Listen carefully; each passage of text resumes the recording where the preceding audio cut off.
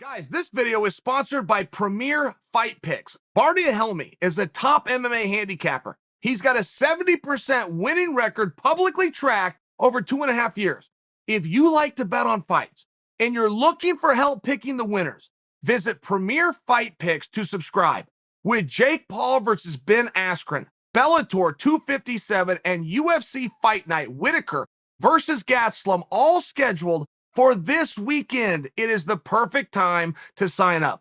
Bardia is offering a special weekly subscription for only $49.99, which not only gets you all of his bets and analysis for this weekend's events, but also next weekend's UFC 261, which features a championship triple header topped off by Usman versus Masvidal 2.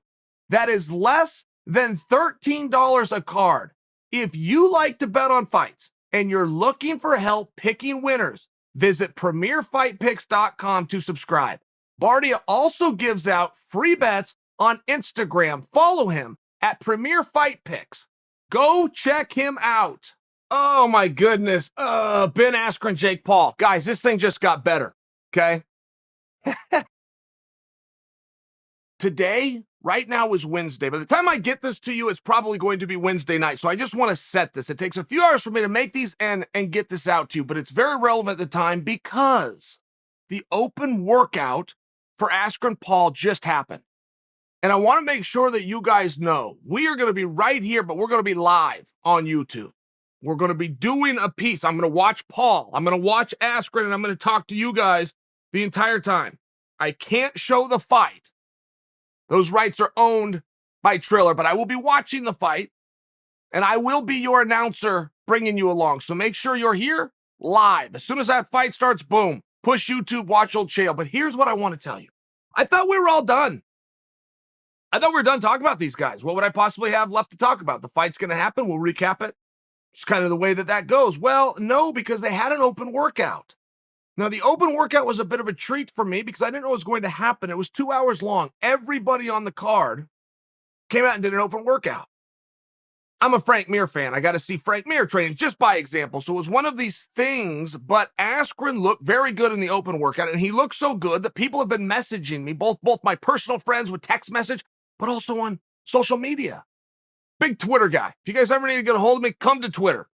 But I share with you this, they've all switched their bet.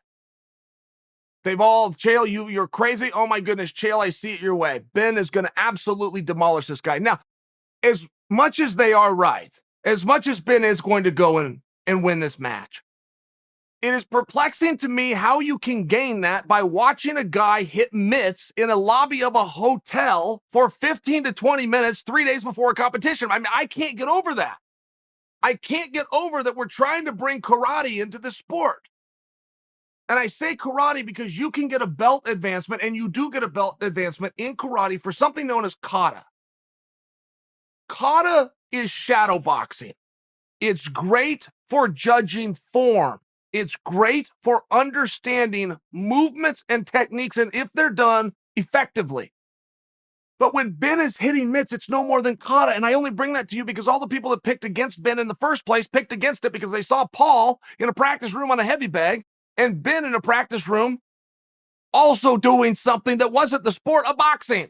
So I've always been confused how we're going to assess that and break it down. Look, I didn't love what I saw from Ben. All these people that have switched their bets and love Ben today, I still love Ben because I don't think Ben's coming to box. I think he's come to compete. There's a meaningful difference, and he's a real athlete. That's my sense. That's my X's and O's to you. No part of this is Ben can slip outside and let the left hand go, and he's great at bringing the hook back as Paul stands there with his hand dropped. Like I can't give you an X's and O's. We just don't know have enough data on either guy. I do have a lifetime, Ben's lifetime, of data to tell you that Ben knows how to walk out in front of people when the cameras are on and get his hand raised against his opposition, and that is what I'm hedging against. But it is amazing to me how many people think that this is about form. I don't really know where to go with it. Because as much as I'm picking Askren, not only am I picking Askren, Askren's going to win every single round except possibly the first. And why do I give my horse that I'm betting on the first round off? Well, because he said it. I talked to him about the fight, and he said, Chael, I might feel him out a little bit in the first. Let this young kid burn out some energy. Okay, I mean, I got to take him at his word. He can't tell me that he might give away the first, and I come and assure you guys that he's going to win. I got to take him at his word. But this is a major fight that's going to be hindsight, right? I mean, I'm going to stick my finger in the world's chest, and it's going to be a major I told you so, or I'm going to have it done to me. And I'm going to have to take it. I'm going to have to take it like a sportsman. Because I am seeing and I am interpreting something that is drastically different here. And at no point has this event ever been about who can do form best. But it's very important that we recognize the phenomenon that is that very judgment. Because we have lists that we discuss. We have lists like the pound for pound, or the greatest of all time, or the top 10 within each division. And you wonder why a guy who is just a rugged guy, Khabib would be a great example of somebody who was not dynamic, who was not flashy, who did not look for the oohs and the ahs of the crowd, but instead used the basics and went out and took care of business. It would be a great example. And you guys will remember how Khabib's career ended. It ended with him on a microphone asking if for 1 week only he could please be ranked #1 in the world, because he is. But the reason Khabib had to ask for it is because he wasn't it. And the reason Khabib wasn't it is because he wasn't flashy and dynamic. But I submit for you, you don't need to be. I submit for you what you believe is seeing these beautiful techniques, which most people are believing they're not seeing from Ben Askren when he hits mixed or does a boxing workout. What I'm submitting for you is that is secondary. That is fun to watch. That is a thing of beauty when you get a Mayweather or a Sugar Ray Leonard. It is a dance with their partner known as their coach. It's a thing of beauty. I agree. But to act as though understanding those movements and those techniques better than your opponent, you've left out all the intangibles. Well, who's faster?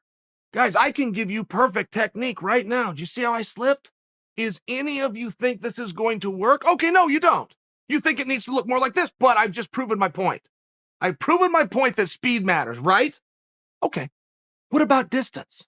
Would any of you be scared if old Chael threw a kick at you in the face right now? Or any of you going to go, well, Chael fought for 5 world championships, and I've never done it at all. I don't want him to kick me. But would you be scared right now?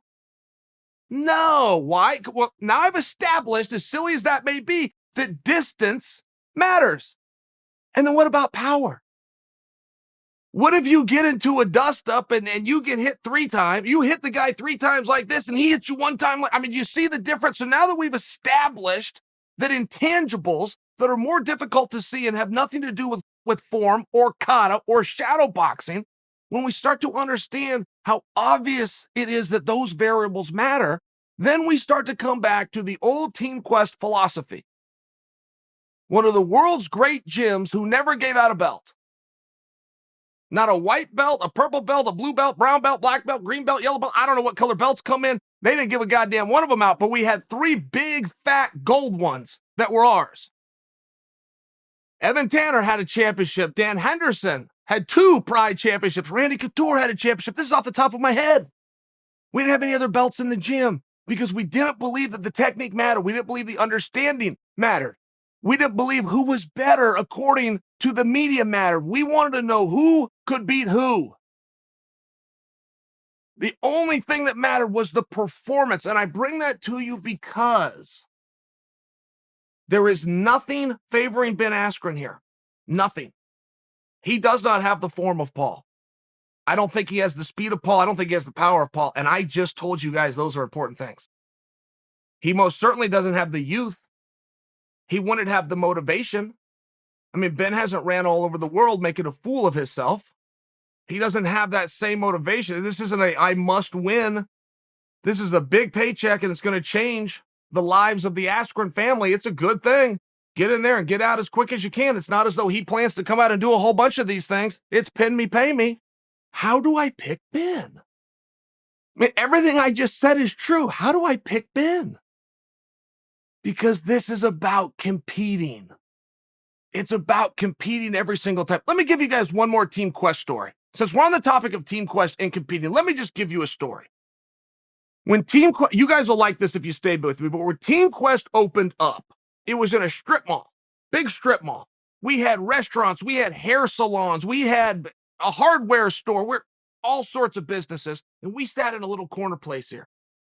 Apparently, and I say apparently because we didn't know this, after we opened, somebody walks in with a flyer and informs us that each year the local businesses get together, they build a car, somebody sits in and drives the car, and 3 other members of the business push the car, and it's a race.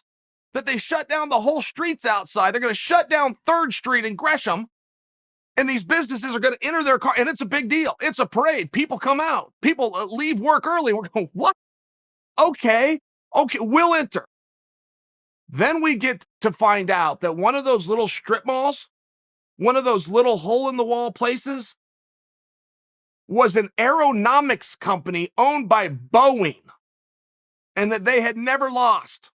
13 years, 13 championships to Boeing because they knew what materials to use and they knew how to make it aerodynamic and nobody could keep up with their car. We already said we'd enter. We're coming. We don't know how to build a car. We don't know where to get the materials, and we don't know how to do the weight, and we don't know who to decide the driver and the pushers are. We don't know, but we said that we're coming, and we're coming to win. I've never had a dream in my life to have a faster homemade car that I was going to have to push than the guy next to me. But if I say I'm going to show up, I'm coming to win. And Boeing bought their $38,000 aerodynamic vehicle. And Boeing suffered their first defeat to 4 gangsters in wrestling singlets looking a fool trying to bring attention to their business. Because Boeing overthought it. But they never thought about they're taking on competitors.